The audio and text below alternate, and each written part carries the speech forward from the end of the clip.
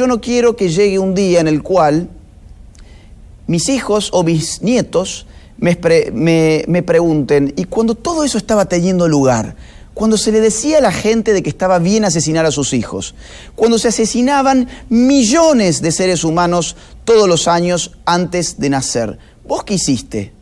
No, bueno, yo estaba mirando Netflix. Yo estaba tomándome una cerveza en el bar. Yo no quiero dar esa respuesta. Yo quiero dar otro tipo de respuesta. Yo quiero decir, yo hice todo lo que pude y entregué mi vida, la misión de mi vida, la entregué para tratar de salvar vidas. Usted no sabe a mí la emoción que me genera recibir mensajes de mujeres que me dicen, yo pensaba abortar, vi un video tuyo, vi un debate tuyo, leí un artículo tuyo, leí un libro tuyo y voy a tener a mi hijo. Eso a mí me eriza la piel y eso es lo que a mí me da fuerzas para poder seguir adelante. Yo no quiero ser el día de mañana esos alemanes que sus hijos o sus nietos les preguntaron, ¿y vos qué hiciste cuando el nazismo estaba exterminando a pueblos enteros? No, bueno, yo me hice el tonto. Yo miré para otro lado. Seguí haciendo mi vida. No, yo quiero hacer mi vida y estoy haciendo mi vida, pero estoy haciendo una vida de lucha a favor de la vida humana por nacer y de la vida humana en general.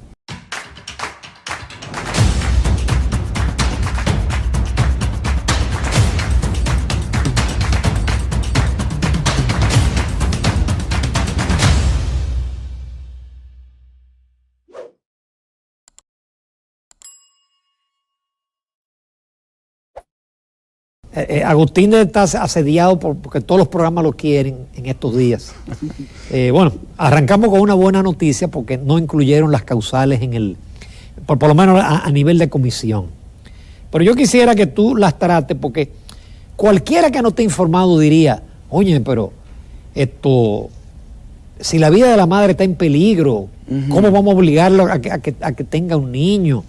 Si ella lo que lleva en su fe, en su vientre es un niño sin cerebro, con la columna bífida, ¿cómo obligarla a los 9 meses? O cómo esa niña de 9 años que su padre la violó, cómo forzarla a que tenga ese niño. Son algunas de las argumentos. Bueno, hubo un comunicador que te dijo que cómo es posible que ese feto, él utilizó otra palabra, tenga más derecho que una mujer que ya es una ciudadana. Sí. Bueno, ese comunicador tenía una concepción de la dignidad en función de si el Estado le reconoce la dignidad al ser humano o no. Para mí, acá en estos temas, lo primero que habría que hacer es determinar en qué momento empieza la vida humana. Yo no lo voy a hacer porque sería ahora alargar demasiado, pero ya se sabe, conforme a la biología celular, la genética, la teoría del desarrollo genético, la embriología, que el momento en el cual inicia la vida de un ser humano es en el momento de la fecundación, ¿sí? De ahí en más tenemos un ser humano y nosotros en todo caso podemos decir una de dos, o el derecho a vivir es un derecho absoluto o el derecho a vivir es un derecho relativo. Cuando queremos meter causales para la vida, estamos diciendo que la vida es un derecho relativo. ¿Relativo a qué? Bueno, relativo, por ejemplo, a la continuidad de la vida de la madre, tal como usted me dijo que una de las causales especificaba. Ocurre, sin embargo, que esa que ha sido uno de los argumentos más utilizados ya estaba en el Código Penal. El Código Penal que se está tratando ahora en el artículo 110. El artículo 110 exime de responsabilidad penal a los médicos que, habiendo agotado todas las posibilidades médicas y tecnológicas para salvar las dos vidas, finalmente, salvando una de las vidas, pierden la otra. Pero eso no es un aborto, porque no hay intención de abortar. Cuando hoy leía a la mañana un titular de un diario que a mi juicio estaba errado conceptualmente, que decía, bueno, de las 3 causales se va a aceptar una, que es el de la mujer, el de la vida de la mujer. Ahora, eso no es una causal, porque en el aborto hay intención de hacer un aborto. En el artículo 110 se garantiza que la vida de la madre se salve, pero la intención es salvar la vida de la madre, no la de matar la vida de su hijo.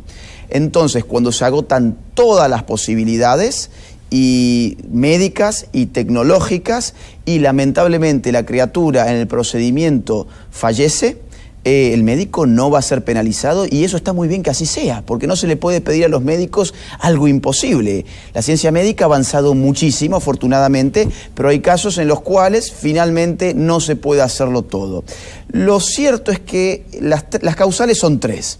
Salud, porque el tema de la vida, como le dije, está resuelto en el 110. Salud, violación y malformaciones graves, pero que la divide en 2, porque hay 2 numerales en ese artículo. Este artículo es el 7º de la ley. El numeral 2 de las malformaciones graves nos dice simplemente eso, malformación grave. Y el numeral 3 nos dice malformaciones graves incompatibles con la vida. Ahora, mi miedo es con el 2, porque ¿qué es una malformación grave? No está determinado, al contrario, está totalmente abierto a la interpretación. Claro. ¿A la interpretación de quién? Bueno, será quizás de la mujer embarazada, del médico, del juez. Por ejemplo, el síndrome de Down, ¿es una malformación grave? Esa ley no nos especifica. Y esos son niños normales, que sus padres los quieren. Bueno, es que aunque el padre no lo quiera, el niño Down tiene dignidad porque sigue siendo un ser humano. Y la dignidad del ser humano no está en función del deseo de un adulto. Ese es el punto. Nuestra sociedad con el aborto debate 2 concepciones del derecho y de la vida totalmente distintas. O entendemos que la vida del ser humano tiene dignidad intrínseca porque es un ser humano, o entendemos que, bueno, la dignidad del ser humano es variable. Hay seres humanos más dignos. Si ese ser humano es Down, bueno, a él lo podemos reventar porque podemos concluir que eso es una malformación grave. Eso es lo que han concluido, por ejemplo, en países como España, donde los niños Downs prácticamente ya no nacen. Eso han concluido también en muchos otros países nórdicos, por ejemplo, de la Europa del Norte, donde los niños Downs prácticamente ya no nacen porque se considera que eso es una malformación grave y tenemos que reventarlos antes de que nazcan porque queremos gente pura, queremos una raza limpia. Entonces, estas ideas a mí me empiezan a dar mucho miedo realmente, porque creo que esta es la puerta de ingreso a lo que puede ser, a lo que ya es de hecho un genocidio silencioso. Y las causales son la antesala de un aborto libre. Esto ha pasado en mi país, o sea, yo no vengo, digamos, a contarles un cuento, les vengo a contar lo que lamentablemente ha pasado en Argentina. Ustedes en diciembre ya dieron luz verde al aborto libre. Y a mí me entristeció mucho, y al 75% de los argentinos que estábamos en contra del aborto, el 75%, nos entristeció muchísimo. Y en Argentina empezamos así. Primero las 3 causales, las mismas que acá, es un calco, este guión no se lo han inventado acá ustedes. Es un copy-paste. Es un copy-paste y tampoco lo hemos inventado nosotros. Tampoco es una casualidad que en este mismo momento en Perú se esté discutiendo la liberalización total del aborto después de haber pasado por las causales o que en Chile esté pasando lo mismo. Esto es una película. El botón play de la película son las 3 causales. Ahora, esta es una película muy particular, porque cuando uno le pone play, después ponerle pausa es muy difícil. Cuando las causales pasan, hay un segundo paso de la agenda. Ese segundo paso es volver laxas las causales. Por ejemplo, decimos riesgo de salud de la madre. Claro, toda la población entiende que se está refiriendo a la vida de la madre. No, de inmediato van a decir, vamos a ver qué dice la OMS, qué significa salud. Salud integral para la OMS significa la armonía entre la salud física, mental y social. Para la OMS, vamos a decirlo así, todos nosotros estamos enfermos. Por lo menos yo no conozco a ninguna persona que tenga plena armonía entre su salud física, mental y social. Por ejemplo, un estudiante universitario tiene al día siguiente un examen y está ansioso, está estresado, es algo totalmente normal, pero conforme a la conceptualización de salud integral de la ONU, él está enfermo. Entonces, esta visión tan amplia de la salud, lo que hace en el tema que nos compete, que es aborto, es permitir en la práctica abortos para todo el mundo. Simplemente una mujer embarazada va a un médico y le dice, oiga, mire, estoy con mucho estrés, mucha angustia, estoy deprimida por mi embarazo, está en peligro mi salud integral, conforme a lo que dice la OMS, así que por favor hágame un aborto. O por ejemplo, mire, este embarazo a mí me ha generado una pelea con mi pareja, además he perdido el trabajo, estoy en un problema social. Bueno, eso se configura como parte del concepto salud integral de la ONU, por lo tanto, venga que le hago un aborto. Y algo parecido pasa con la causal violación, por ejemplo. Yo he leído la ley, el proyecto de ley, mejor dicho, de aquí, y aquí se pide la denuncia, se pide que la mujer embarazada haga una denuncia. Ahora, con el tiempo van a ver que va a ser muy rápido. Si esto pasa, que afortunadamente no va a pasar, pero si esto pasara, muy rápidamente el requisito de la denuncia se quita. Además, la denuncia puede ser verdadera o puede ser falsa y nuestros sistemas judiciales tardan meses y a veces años en determinar qué fue lo que pasó ahí. Entonces quizás uno ya tiene la criatura nacida y dice, bueno, ¿y qué fue lo que pasó hace un par de años? O abortado el niño muerto. O abortado el niño. Entonces realmente son puertas muy peligrosas porque empieza a escalar. Incluso, sí. Sí, Agustín. Sí. Me gustaría saber cuál fue la experiencia que vivió conjuntamente con Monseñor Víctor Masalle y la comisión que discutía este tema en el Congreso Nacional. En razón de que ya había algunos legisladores que se habían pronunciado de que había mucha intromisión de gente que no eran legisladores o grupos que no eran legisladores opinando y tratando de convencer a los congresistas por un lado o hacia otro. ¿Cómo fueron recibidos? ¿Cómo fue la experiencia en el Congreso Nacional? Mire, fue una experiencia muy, muy grata, creo que para todos. Allí había también algunas personas que no estaban de acuerdo con mi postura. Discutimos el tema. El presidente de la comisión pidió, apenas empezó el conversatorio, que las personas que no sean diputados y que no sean los invitados, que en este caso era Masalles y yo, no tenían derecho a hablar. Entonces no es cierto que todo el mundo estaba hablando. Hablaban los diputados, habló Masalles y hablé yo. El resto de las personas estaba escuchando. Ahora bien, cuando terminó el encuentro, los invitados se sacaban fotos con los diputados. Eso fue lo que realmente pasó. Y lo que allí hablamos fue esto, ¿no? Fue un poco de cómo va progresando esta agenda, cómo la despenalización en las 3 causales es una antesala finalmente para el aborto libre. Yo fui como argentino invitado por dominicanos, eso lo quiero aclarar porque aquí se habló de intromisión extranjera. A ver, yo soy un ciudadano argentino, yo no represento al Estado argentino. Esto sería, en todo caso, intromisión extranjera si yo, sin ser diplomático, pero siendo funcionario de la Argentina, hubiese venido a traer los intereses de mi país acá. Yo soy un mero ciudadano, un ciudadano común y corriente que fue invitado por amigos que yo tengo aquí en República Dominicana, amigos de un foro de mujeres pro vida y pro familia, que incluso juntaron de su bolsillo dinero para pagar mi avión, mi hotel y mis comidas. Eso no es injerencia extranjera. ¿Sabe qué sí es injerencia extranjera? Que Planned Parenthood, la internacional, la red internacional de clínicas abortistas, ponga en este país $1 millón todos los años para el grupo abortista Pro Familia. Claro, si yo viniera a este país con una bolsa de $1 millón y yo le dijera al grupo Pro Vida de República Dominicana, tome, haga campaña Pro Vida, eso se podría considerar injerencia extranjera. Pero yo simplemente vengo a compartir la triste vivencia que hemos tenido en Argentina y tratar de reparar un poquito el pésimo ejemplo que Argentina le ha dado al mundo. Entonces, eso es lo que he estado intentando hacer, nada más. Qué bueno que tú aclaraste, pues yo te tenía la pregunta, porque del otro lado se sabe que hay mucho dinero de ONGs y por eso hay tantos comunicadores que son pro aborto. Yo te tenía la pregunta, es decir, ¿cómo se financia Agustín Laje en todos sus viajes? Tú lo explicaste en el caso de la República Dominicana. Sí, y además hay mucha gente también que pregunta cómo financio yo mi vida. Sí. Y yo lo puedo contar porque afortunadamente mi vida es muy limpia y yo tengo 2 o 3 máximas, 2 o 3 guías morales. No recibo dinero de políticos, no recibo dinero de empresas y no recibo dinero de ONGs internacionales, ni de ONGs en general. Yo solamente recibo microdonaciones a través de una plataforma que se llama Patreon, de gente común y corriente que está en su casa y que quiere donar $3, $6, lo que sea, para apoyarme a mí a sostener lo que yo hago. Y además, mis ingresos vienen por las ventas de mis libros, que afortunadamente se venden muy bien mis libros. Y además, yo tengo un canal de YouTube, y entonces eso, cuando YouTube no me censura o no me lo desmonetiza, algún ingreso también puede generar. Esa es mi forma de vida, porque yo sé que hay mucha especulación. Incluso en algún programa alguien dijo que yo estaba financiado por Estados Unidos y la CIA o alguna estupidez por el estilo. Mis vías de financiamiento son esas, pero cuando yo vengo a los distintos países que yo viajo, los anfitriones pagan mi hotel, mi comida, mi comida y mi avión, y mi transporte interno también.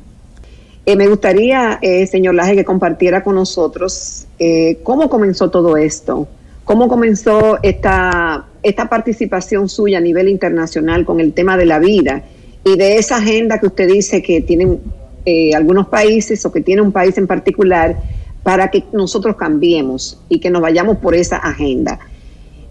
Algunos entienden que el tema del aborto en la República Dominicana, como está concebido, es atrasado, que nos vamos a quedar, que nada más somos de los pocos países en el mundo que no permiten el aborto, que nuestra agenda es antigua, que responde nada más a los intereses de la iglesia y demás.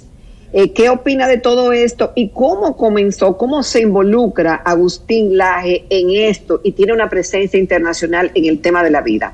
Bueno, muchas gracias. Son 2 o 3 preguntas que me van a tomar algún minutito. Mire, yo he notado eso acá en este país.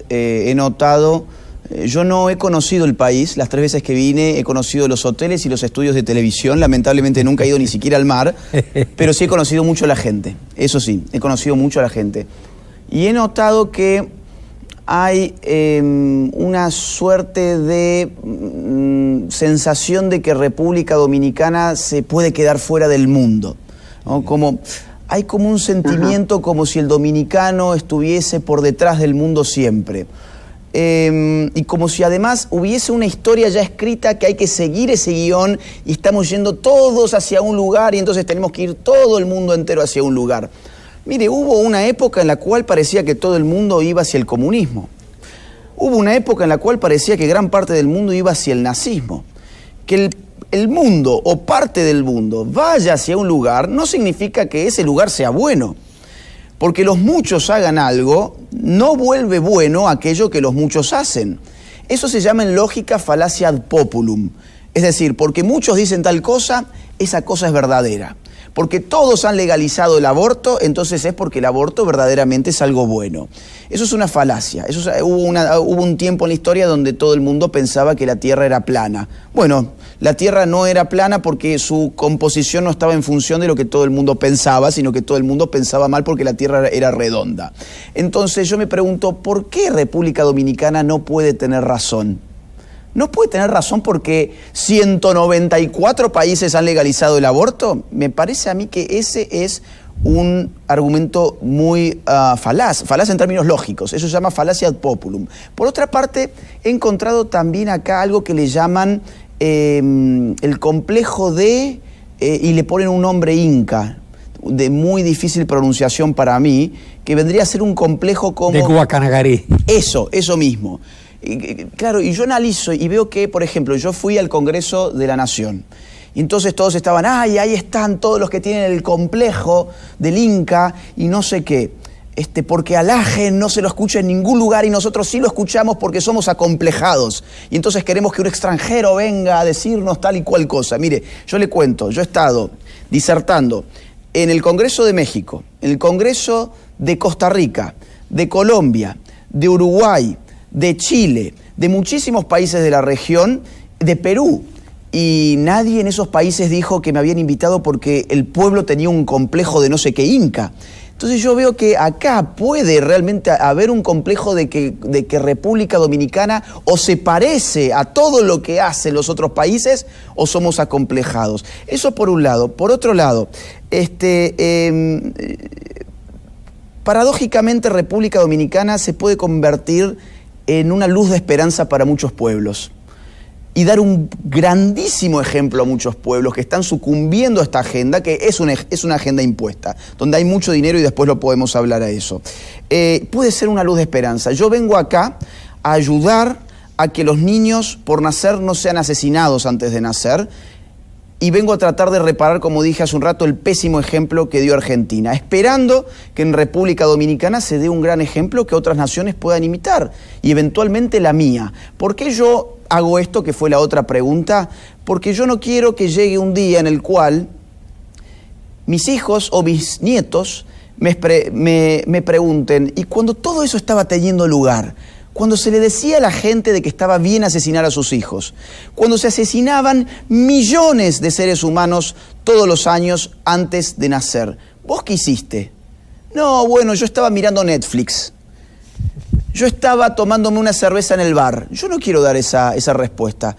Yo quiero dar otro tipo de respuesta. Yo quiero decir, yo hice todo lo que pude y entregué mi vida, la misión de mi vida, la entregué para tratar de salvar vidas. Usted no sabe a mí la emoción que me genera recibir mensajes de mujeres que me dicen, yo pensaba abortar, vi un video tuyo, vi un debate tuyo, leí un artículo tuyo, leí un libro tuyo y voy a tener a mi hijo. Eso a mí me eriza la piel y eso es lo que a mí me da fuerzas para poder seguir adelante. Yo no quiero ser el día de mañana esos alemanes que sus hijos o sus nietos les preguntaron, ¿y vos qué hiciste cuando el nazismo estaba exterminando a pueblos enteros?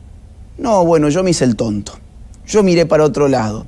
Seguí haciendo mi vida. No, yo quiero hacer mi vida y estoy haciendo mi vida, pero estoy haciendo una vida de lucha a favor de la vida humana por nacer y de la vida humana en general. Agustín, yo sé que uno de estos argumentos yo lo comparto, que esto es un tema también demográfico. Sí. Y mi pregunta es porque en Europa está avanzando el tema de la eutanasia. Porque a ellos se les... Eso nos viene también a nosotros. A ver, a ellos se les ha invertido la pirámide poblacional. Fíjese qué importante, en el año 1974 apareció el famoso informe Kissinger. Fue un informe secreto que tenía 3 destinatarios. Fue redactado por el secretario de Estado de los Estados Unidos, Henry Kissinger. Y los destinatarios fueron Richard Nixon, presidente de Estados Unidos, el jefe de la CIA y el jefe de USAID, que también tiene mucha injerencia en estos temas acá. Kissinger le decía básicamente al presidente de Estados Unidos y al gobierno, miren, el tema de la natalidad, sobre todo en los países pobres, es un tema de seguridad nacional para nosotros, es un tema de interés económico para nosotros y es un interés migratorio y ambiental para nosotros. Porque cuanto más se van reproduciendo estos pobres del mundo, esto significa más consumo de recursos naturales que nosotros en Estados Unidos necesitamos, significan más presiones migratorias hacia nuestro país rico, significa más contaminación porque ellos no toman su café en vasitos de Starbucks que los reciclan, no tienen energías limpias, son pobres para estar pensando en que están necesitando tener los tachos de basuras discriminando los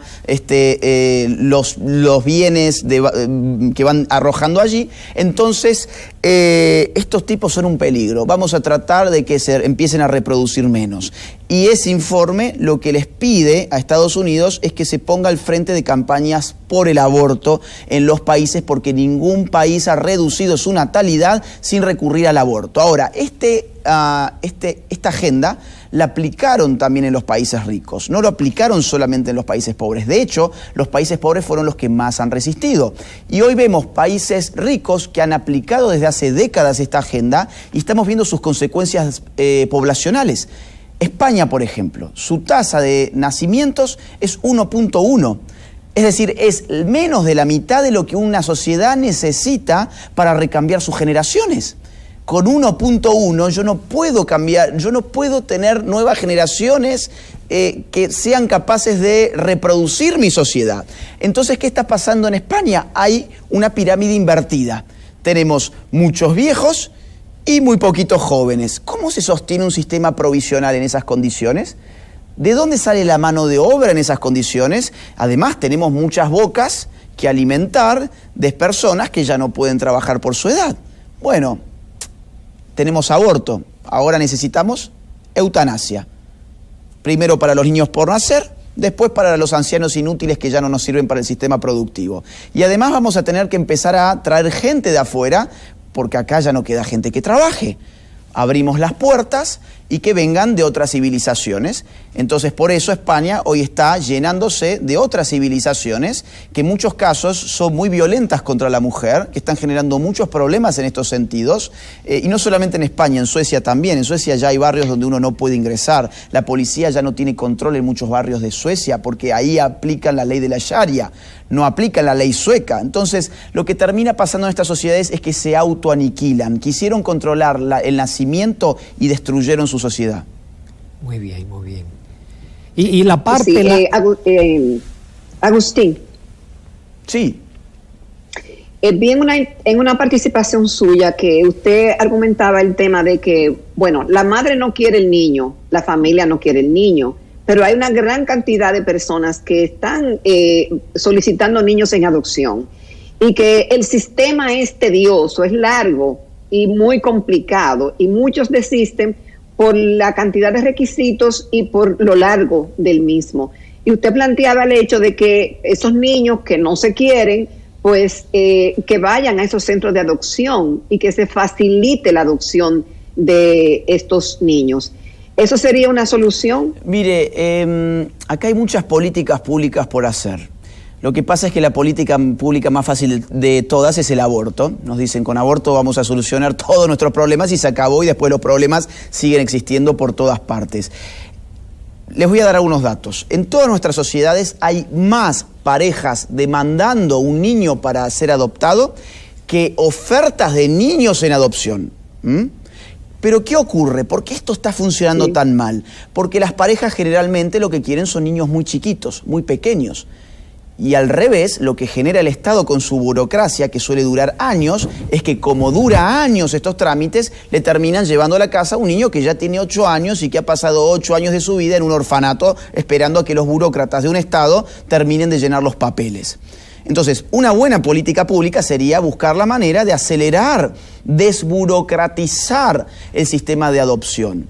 De esa forma se va a poder ofrecer una alternativa a aquella mujer que embarazada no tiene los planes de ser madre, para que esa mujer, en vez de abortar o en vez de arrojar a su niño en la calle, lo pueda llevar a un estado eficiente que a las pocas semanas ya pueda ubicar a ese niño en una familia que sí lo quiera. Le pongo otro ejemplo de política pública que se puede hacer y que tiene que ver con la causal de la violación.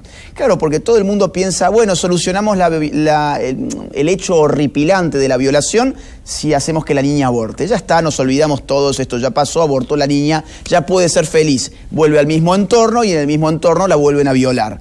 ¿Por qué? Porque en general los embarazos por violación suelen ser por incestos o suelen ser por violaciones sistemáticas. La violación esporádica, es decir, la violación de la mujer que iba por la calle y la agarró un depravado y la violó, generalmente esa violación no genera embarazo por un montón de circunstancias que no vienen ahora al caso. Generalmente la eyaculación, por ejemplo, no se da en la mayoría de los casos y un montón de otros datos que no quiero abundar en eso.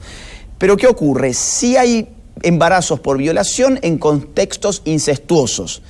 En vez de estar pidiendo, vamos a abortar, vamos a matar a esos niños, ¿por qué el Estado no hace políticas públicas preventivas? Y no sería tan complicado, le digo cómo se puede hacer.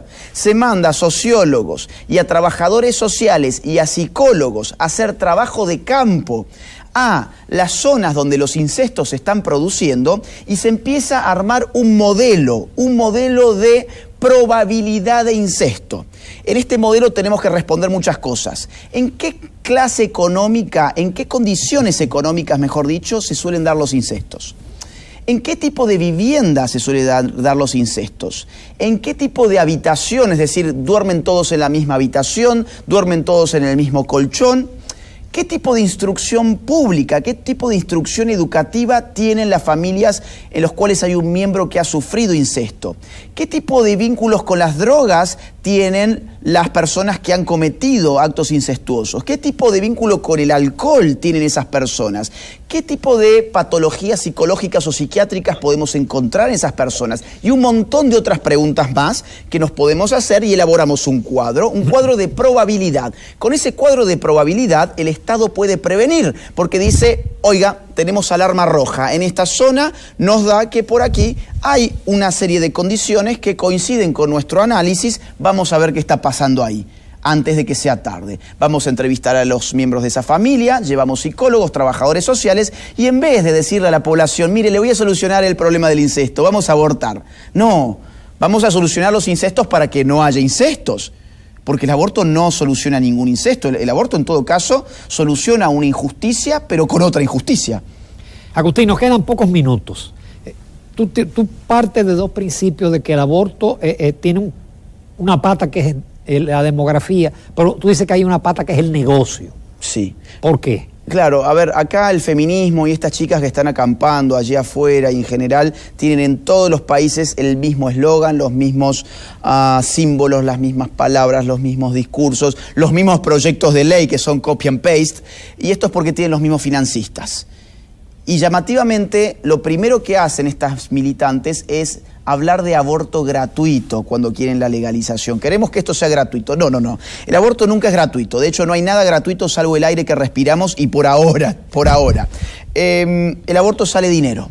Sale dinero. Se necesita pagarle a un médico o a varios médicos, enfermeros o o enfermeras, camillas, un hospital, instrumentos quirúrgicos a veces, instrumentos químicos. Todo eso tiene un costo.